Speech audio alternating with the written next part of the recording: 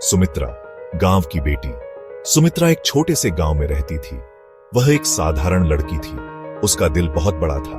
वह हमेशा दूसरों की मदद करती थी। वह जानवरों से भी प्यार करती थी। गांव वाले उसे बहुत मानते थे। सुमित्रा सबके लिए प्रेरणा थी। सुमित्रा के माता पिता बहुत मेहनती थे। वे उसे अच्छे संस्कार सिखाते थे। सुमित्रा हमेशा सच बोलती थी। वह कभी किसी को धोखा नहीं देती थी। उसके मन में किसी के लिए भी बुरी भावना नहीं थी। सुमित्रा सच्चे दिल से सबका भला चाहती थी।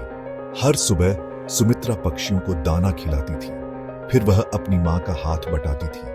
वह घर के कामों में मदद करती थी। दोपहर में वह गांव के बच्चों के साथ खेलती थी।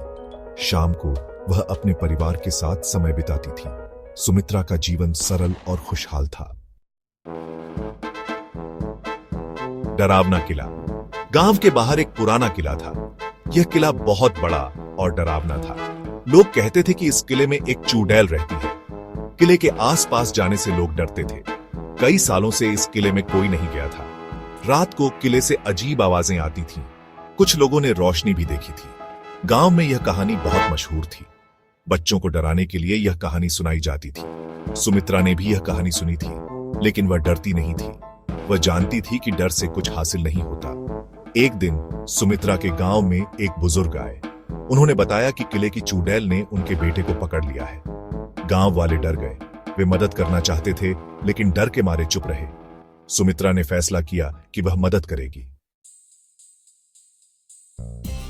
सच्चाई का सामना। सुमित्रा अकेली ही किले की ओर चल दी। वह डरी हुई नहीं थी।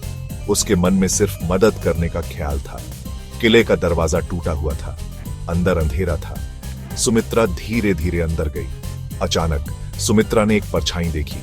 वह डर गई, लेकिन उसने हिम्मत नहीं हारी। वह परछाई के पास गई। वहां एक महिला बैठी थी।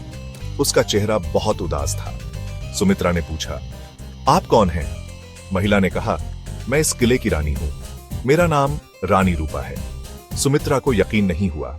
क्या यह वही चुड़ैल थी जिसके बारे में लोग बातें करते थे?